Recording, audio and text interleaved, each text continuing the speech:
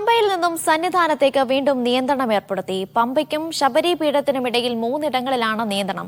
സന്നിധാനം മുതൽ അപ്പാച്ചിമേട് വരെ ഭക്തരുടെ തിരക്കാണ്.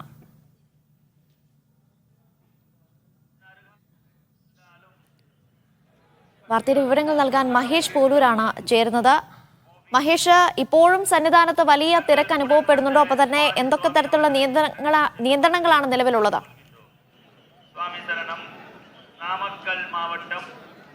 അരീഷ, സന്നിധാനത്ത് ഞങ്ങളിപ്പോൾ നിൽക്കുന്ന ശ്രീകോവിൽ ഉള്ള സോപാനത്ത് വലിയ തിരക്ക് ഇല്ല.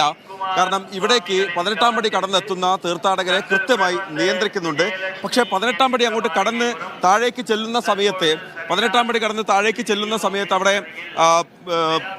വലിയ നടപ്പന്തലിലും അതിനുശേഷം നടപ്പന്തലിലും അതിന് മുകളിലേക്ക് ശരംകുത്തിയിലേക്കും മരക്കൂട്ടത്തുമൊക്കെ വലിയ തിരക്ക് തന്നെയാണ്. ക്യൂ ഉണ്ട്.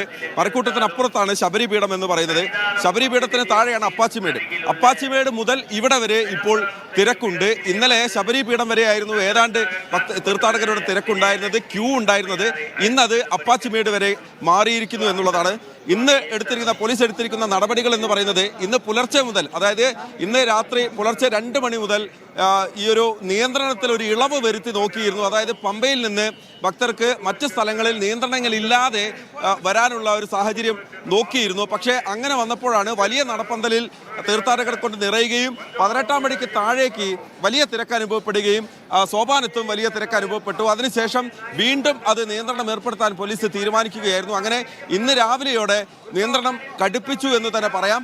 പമ്പയിൽ നിന്ന് ശബരി പീഠത്തിനിടയ്ക്ക് 3 സ്ഥലങ്ങളിലായി ഭക്തരെ ഇപ്പോൾ ക്യൂ കോംപ്ലക്സുകൾക്ക് സമാനമായി അവിടെ ബാച്ചുകളായി മാറ്റി നിർത്തിയിരിക്കുകയാണ്. വലിയ തിരക്കാണ് സന്നിധാനത്തുള്ളത്, ശബരിമലയിൽ ഉള്ളത്. പമ്പയിലേക്കുള്ള വാഹനങ്ങളുടെ, നിലയ്ക്കലേക്കുള്ള വാഹനങ്ങളുടെ വ്യക്തമാണ്. സന്നിധാനത്ത് ഇപ്പോഴും വലിയ തിരക്കാണ് അനുഭവപ്പെടുന്നത്. മഹേഷ് പോലൂരാണ് വാർത്തയുടെ കൂടുതൽ വിവരങ്ങൾ നൽകിയത്.